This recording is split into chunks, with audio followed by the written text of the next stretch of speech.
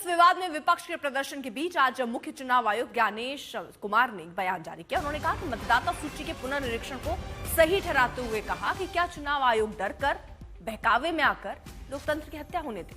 क्या आयोग बिहार में मृत मतदाताओं, राज्य छोड़ने वाले मतदाताओं, फर्जी मतदाताओं को वोट डालने दे? उन्होंने कहा कि क्या चुनाव आयोग द्वारा पारदर्शी प्रक्रिया से तैयार की जा रही शुद्ध मतदाता सूची निष्पक्ष चुनाव और एक मजबूत लोकतंत्र की आधारशिला नहीं है? उन्होंने कहा कि सभी को राजनीतिक विचारधाराओं से परे जाकर इन कठिन प्रश्नों पर गहराई से विचार करना होगा।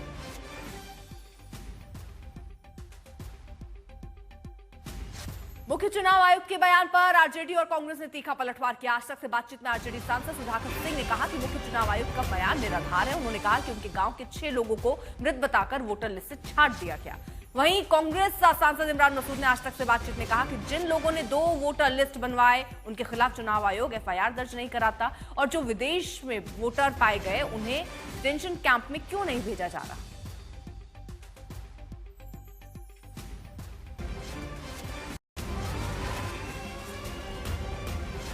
कमिश्नर ज्ञानेश्वर झूठ बोल रहे हैं, वो मेरे से बहस कर लें। वो सरासर झूठ बोल रहे हैं। वो संविधान से ऊपर नहीं है। जो मर्जी वो कहते रहेंगे और बोलते रहेंगे। उन्होंने जो 24 जून को नोटिफिकेशन इशू किया है, जिन दस्तावेजों को मांगे हैं, क्या वो दस्तावेज लिए जा रहे हैं? जब आप नहीं ले रहे हैं, बीएलओ सीधे फार्म भर करके जमा कर रहा है और दस्तावेज नहीं ले रहा है, तो अपनी मर्जी से आप जिसको चाहें वोटर लिस्ट में नाम रखें, जिसको चाहें हटा दें। ज्ञानेश्वर कह रहे हैं जो जनवरी में इनका मतदाता सूची प्रकाशित है उसके आधार पर समीक्षा नहीं कर रहे हैं। यह जून तक, 24 जून तक, जनवरी से जून तक बीच में जो 1-2% मतदाता बढ़े हैं उसका क्रमांक मतदाता सूची का बदल गया। लगातार जो बीएलए है, हमारा बूथ लेवल एजेंट, जो कम पढ़ा लिखा होता है, गांव में कार्यकर्ता होता है, धान की रोपनी हो रहा है, खेती कर रहा है, वो लगातार परेशान है कि ये कौन इलेक्शन कमीशन किस मतदाता सूची से वेरीफाई कर रहा है। अद्भुत काम कर रहे हैं, सब फर्जीवाड़ा कर रहे हैं, चुनौती देकर कर रहे हैं। ये मानहानि भी, हम लोग इसको अगर जरूरत है तो मानहानि भी झेलने के लिए तैयार हैं। हम अपने बातों पर, तथ्यों पर अडिग हैं। मेरे ही गांव में 6 मतदाता जिंदा है, उनको मृत घोषित कर दिया लोगों ने। उसका वीडियो भी आ रहा है। मैं मंगाया हूं दिल्ली में जारी करने के लिए। गांव जाने में, इलेक्शन यहाँ पार्लियामेंट का सेशन इसीलिए देर है जाने में, आज मैं वीडियो भी मंगा रहा हूँ किस तरीके से काम हो रहा है। आप उनको एलिमिनेट करिए, लेकिन आप लिस्ट जारी करिए कि आपने कितने विदेशियों को किया। आप ये राजनीतिक बयानबाजी मत करिए। आपने कितने विदेशियों को चिन्हित किया, उनको डिटेंशन कैंप के अंदर डालिए कि कौन विदेशी हैं। और ये आपने विदेशी अगर आइडेंटिफाई किए हैं तो आपने किस अधिकार के साथ उनको विदेशी बताया है, उसको सारी की चीजों को बिल्कुल पारदर्शिता के साथ सामने लाइए। हम साथ खड़े होंगे। ये आपकी मांग है इस वक्त? निश्चित रूप से आप हर चीज को पारदर्शिता के साथ सामने लाइए। और 2-2 वोटर आईडी कार्ड जिनके बने हुए हैं, 2-2 वोटर आईडी कार्ड वालों के खिलाफ एफआईआर कराइए। क्यों नहीं कराते आप एफआईआर उनके खिलाफ? इस मामले में एक और अहम घटनाक्रम हुआ है। जेडीयू सांसद गिरिधारी यादव ने भी एसआईआर पर सवाल उठा दिए हैं। उनका कहना है कि ये प्रक्रिया क्या सही ढंग से हो रही है। कई तरीके के सवाल उठ रहे हैं और इसमें अब एक अहम घटनाक्रम तब जब जेडीयू सांसद गिरिधारी यादव ये कह रहे हैं कि एसआईआर क्या निष्पक्ष है, एसटी एससी प्रभावित हो रहे हैं इससे, वो सीधे तौर पर कह रहे हैं।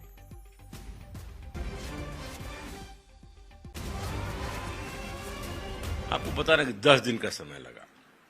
पहली बात तो इस बार पहली बार बिहार में 1 महीने से लगातार बारिश हो रही है।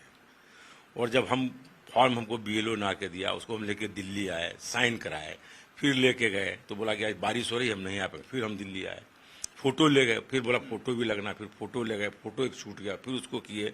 और उसके इतना के बावजूद भी मेरा एक बेटा अमेरिका में रहता, उसका नहीं हुआ। तो कैसे साइन करेंगे? ये सीधे आपको लिए चलते, इस वक्त तेजस्वी यादव प्रेस कॉन्फ्रेंस कर रहे हैं। कोई काम तो है नहीं, केवल चेहरा चमकाना। ना 3 में ना 13 में बार बार कूद रहा आदमी। कोई मतलब है क्या? कोई बात है क्या उन लोगों के पास बोलने के लिए? तो कह रहे हैं कि हम मर्यादित रहते हैं। भाई पूरा प्रोसेस आप देखिएगा तो 9-10 महीने ही लगे। क्या डेटा एक दिन में रिलीज किया उन्होंने, या हम ही लोग ना भाई करवाएं? और वही बीजेपी का लोग बोलता था ना कि जब जाति आधारित गणना हो रही थी तो हमारे यहाँ आए नहीं लोग, हमारे यहाँ नहीं आए लोग। पूरी प्रक्रिया को ना आप केवल आप जो है जा करके उन्हें पूरा प्रोसेस होता है उसका। आप जाते हैं, डेटा लेते हैं, डेटा आप एक साथ उसको अपलोड करते हैं, देखते हैं, जोड़ घटा होता है, उसके बाद पूरा रिलीज किया जाता है ना, पूरे प्रोसेस। हम पूरे प्रोसेस के बारे में बात कर रहे हैं, वो पार्ट के बारे में बात कर रहे हैं। तो चालाकी तो वहाँ है, एक पार्ट के बारे में वो बता रहे हैं लेकिन पूरा प्रोसेस का समय नहीं बता रहे।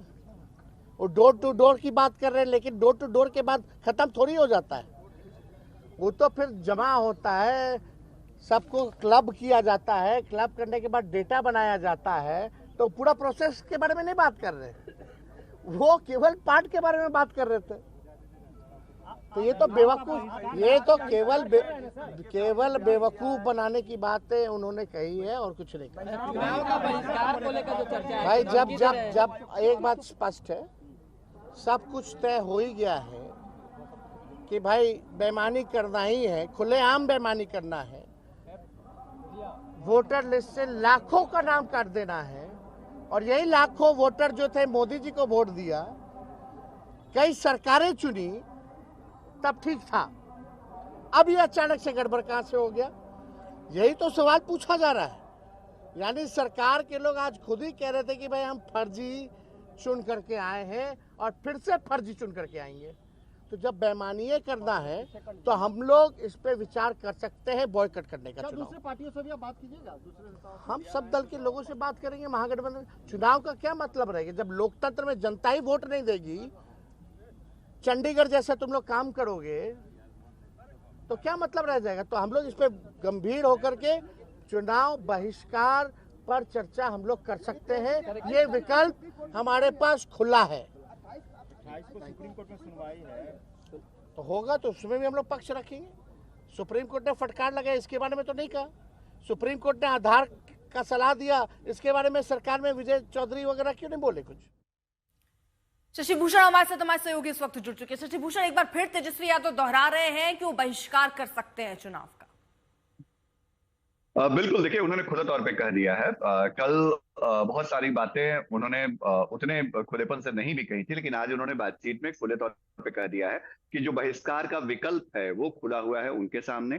जो बिहार में विपक्षी गठबंधन है, इंडिया ब्लॉक जिसको महागठबंधन भी बिहार में कहते हैं, उसके सामने। और SIR के सवाल पर जो आपत्तियां उनकी हैं, उन आपत्तियों को लेकर के जो स्टैंड है तेजस्वी यादव का या महागठबंधन का, वो स्टैंड अभी भी अपने रुख के ऊपर कायम है वो। और ठीक है, मानसून सत्र के चौथे दिन आज कम से कम SIR के सवाल पर सबको अपनी बात रखने का सदन में मौका मिला अर्पिता, लेकिन तेजस्वी यादव अभी भी वहीं खड़े हैं जहां वो पहले दिन खड़े थे।